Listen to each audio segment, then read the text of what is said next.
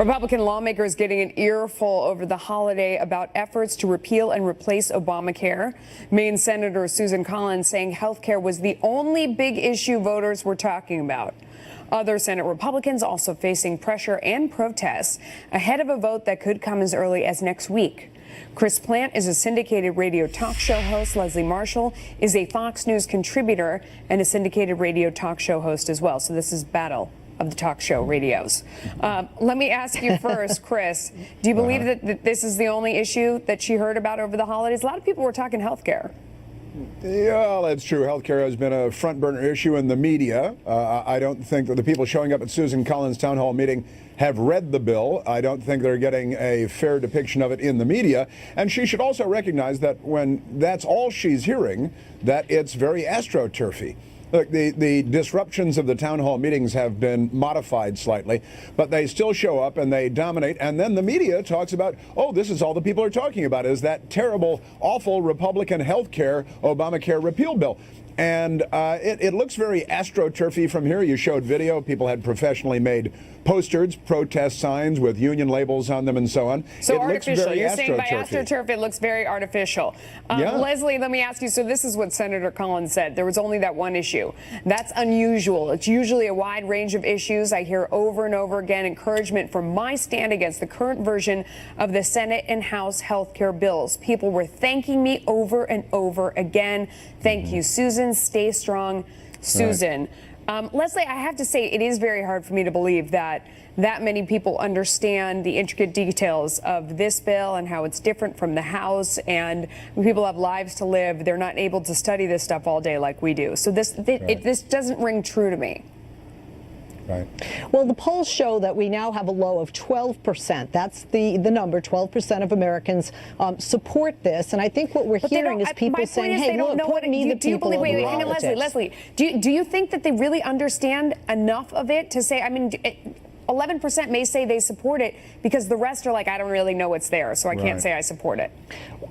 No question that they're not going to know as much as the three of us and others who do this for a living. However, they do know when the CBO comes out and says, look, 26% decrease in Medicaid by 2026, and then has more information showing the longer this goes on, you then have a 35% decrease by 2036. They understand less people and more people getting kicked off. They also understand that premiums are not going to be lowered, which is one of the huge issues they wanted to address. And they do see that the tax breaks and the benefits go to the wealthy, the upper class, not the middle and lower income families. And I think that's enough just from the CBO and other information that they've received thus far to make that determination. I appreciate your politeness, but we want to get in our second issue before we run out of time, and this is that voter fraud issue.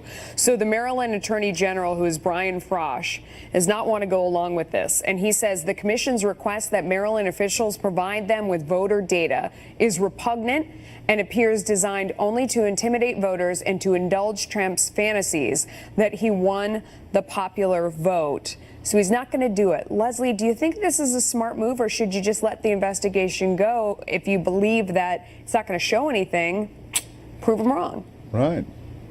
Quite frankly, I don't think, if you have nothing to hide, don't hide. Put it out there. Right. It does get concerning to me as an American, whether you're in Maryland or California like I am here, that we would have such information going out, because we do have a lot of issues right now where people feel that they're being oppressed if they're a certain race or demographic. And of course, people sometimes are afraid to vote because they are concerned with fraud and they are concerned with lack of privacy. And that does weigh into this issue. So I understand his response. I don't agree with it 100%. Chris. Well, virtually all of that is pure myth generated by the Democrat Party for a variety of very sinister reasons. Brian Frosh is a very partisan, I live near the border of Maryland in D.C., very partisan, very ambitious politician. And I've got to say, you know, Dr. Lecter didn't want the FBI to look in his storage locker. Bernie Madoff didn't want the SEC looking at his business practices. And the Democrats don't want an investigation into voter fraud. And there must be a very good reason for that. And the more they protest, the lady doth protest too much, the more I'm convinced that there is something there to see. And I agree with Leslie. The more that they run and hide, the more I'm convinced that there's something that they're hiding. And look, I grew up in Chicago, Democrat family. I know people, family members that got the dead out to vote on Election Day. It's real. Yeah. At the same time, she is right. People are worried about their privacy at the polls, and that's, you know, sacrosanct to sit there and say that somebody can go in and see what they're voting. It's another straw man set up by the Democrats. All right, guys, you're always fun. Back to the radio now. All right. See you later.